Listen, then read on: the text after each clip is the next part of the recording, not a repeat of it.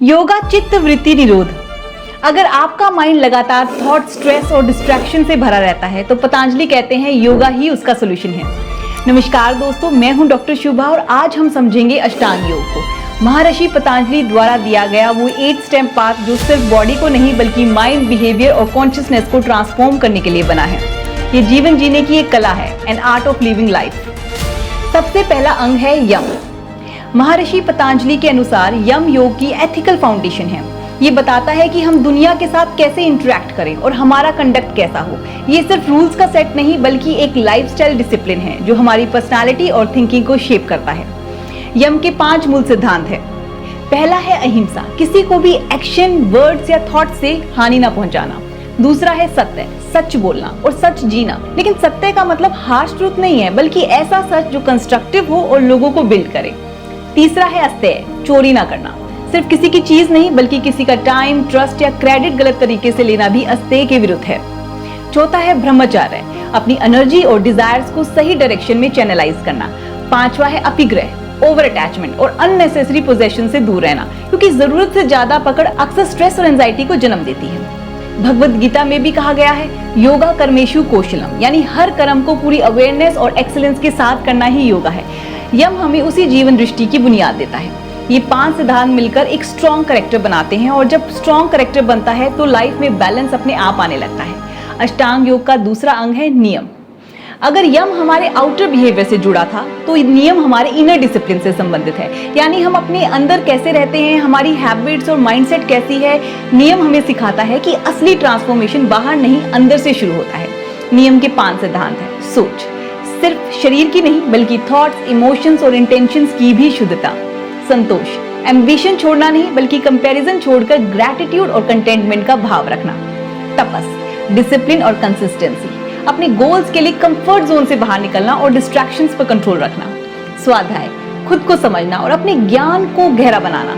गीता, उपनिषद और wisdom text के माध्यम से अपनी अंडरस्टैंडिंग को एक्सपेंड करना।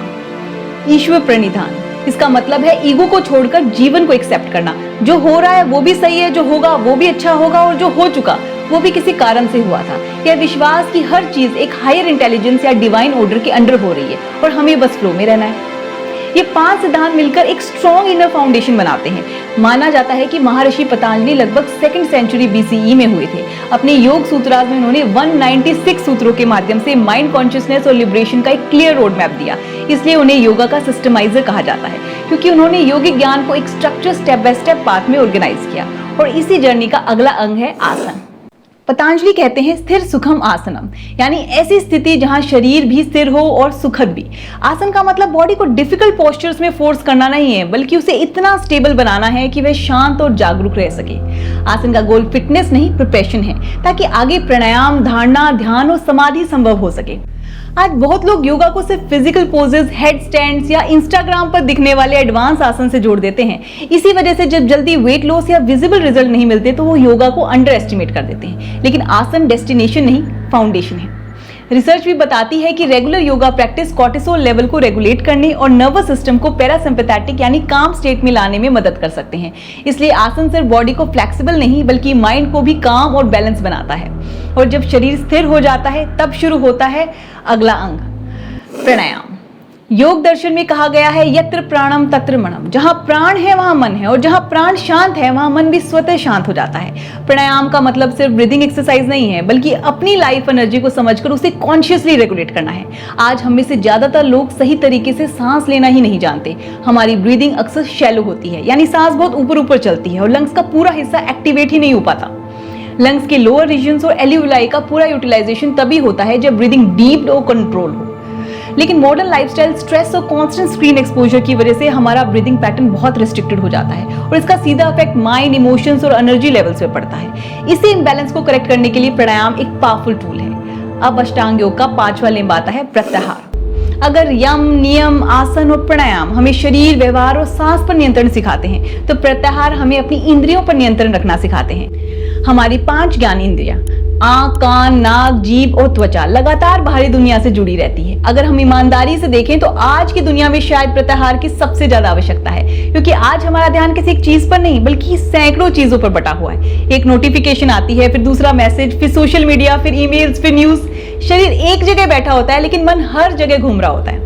जरा अपने ही दिन के बारे में सोचिए। हम इंस्टाग्राम या यूट्यूब सिर्फ 5 मिनट के लिए खोलते हैं, एक रील देखते हैं, फिर दूसरी, फिर तीसरी, और देखते ही देखते 30 मिनट, 1 घंटा या कभी कभी उससे भी ज्यादा। हम वहां किसी पर्पस से गए थे, लेकिन कुछ ही मिनटों में हमारा ध्यान पूरी तरह भटक जाता है। इंटरेस्टिंगली यूट्यूब के को फाउंडर स्टीव चेन ने भी शॉर्ट फॉर्म कंटेंट और श्रिंकिंग अटेंशन स्पैन्स को लेकर चिंता व्यक्त की है। उन्होंने कहा था कि वे नहीं चाहेंगे कि बच्चे केवल शॉर्ट वीडियोस देखकर बड़े हो, क्योंकि इससे अटेंशन स्पैन प्रभावित हो सकता है। और अगर हम ईमानदारी से देखें तो यही आज की सबसे बड़ी चुनौती है। इंफॉर्मेशन की कमी नहीं बल्कि अटेंशन की कमी। यही तो प्रत्याहार की आवश्यकता है। प्रत्याहार हमें यह नहीं सिखाता कि दुनिया छोड़कर जंगल चले जाओ, ना ही यह सिखाता कि सोशल मीडिया या टेक्नोलॉजी बुरी है, बल्कि यह सिखाता है कि हम टेक्नोलॉजी का उपयोग करें, टेक्नोलॉजी हमारा उपयोग ना करे। यह सीखना कि हमारा ध्यान कहाँ जा रहा है, किस चीज पर जा रहा है और क्या वास्तव में वह हमारे लिए आवश्यक है, यही प्रत्याहार की शुरुआत है। क्योंकि जिस व्यक्ति का ध्यान उसके अपने नियंत्रण में नहीं है, उसका मन भी उसके नियंत्रण में नहीं रह सकता। इसे आप माइंड का डिजिटल डिटॉक्स भी कह सकते हैं। जैसे कछुआ खतरा महसूस करने पर अपने अंगों को अपने कवच के भीतर समेट लेता है, वैसे ही साधक आवश्यकता पड़ने पर अपनी इंद्रियों को भीतर की ओर मोड़ना सीखता है। इसका अर्थ आंखें बंद करना नहीं है, बल्कि यह सीखना कि हर चीज जो हम देखते हैं, सुनते हैं या पढ़ते हैं, वह हमारे मन को कंट्रोल ना करे। जब इंद्रियां शांत होने लगती है तब मन धीरे धीरे स्थिर होने लगता है, और यही वह बिंदु है जहां योग की यात्रा वास्तव में भीतर की ओर मुड़ती है। यम और नियम ने जीवन को तैयार किया, आसन ने शरीर को तैयार किया, प्राणायाम ने सांस को तैयार किया, और अब प्रत्याहार मन की उसकी अगली यात्रा के लिए तैयार करता है। और यहीं से अष्टांग योग का अगला चरण शुरू होता है, धारणा। पतंजलि योग सूत्राज में धारणा की परिभाषा बहुत संक्षिप्त लेकिन गहरी है। देशभंस्य धारणा अर्थात चित्त को किसी एक स्थान, एक बिंदु या एक विषय पर बांध देना ही धारणा है। सुनने में बहुत सरल लगता है, लेकिन वास्तव में ये योग की सबसे चुनौतीपूर्ण अवस्थाओं में से एक है। नोटिफिकेशन, सोशल मीडिया, लगातार बदलती जानकारियां और अनगिनत विचार हमारे ध्यान को हर पल खींचते रहते हैं, और ध्यान किसी बिखरे हुए मन को एक दिशा देना सिखाती है। जैसे सूर्य की किरणें सामान्य रूप से बिखरी हुई हो तो केवल प्रकाश देता है, लेकिन जब वही किरणें एक मैग्नीफाइंग ग्लास से एक बिंदु पर केंद्रित की जाती है तो अग्नि उत्पन्न कर सकती है।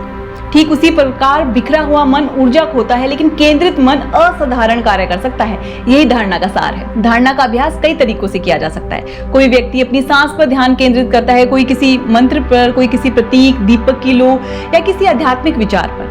उद्देश्य वस्तु नहीं है, उद्देश्य मन को बार बार उसी एक बिंदु पर वापस लाना है। शुरुआत में मन भटकेगा, बार बार भटकेगा, शायद 100 बार भटकेगा, लेकिन हर बार उसे बिना गुस्सा किए, बिना निराश हुए वापस लाना ही धारणा का अभ्यास है।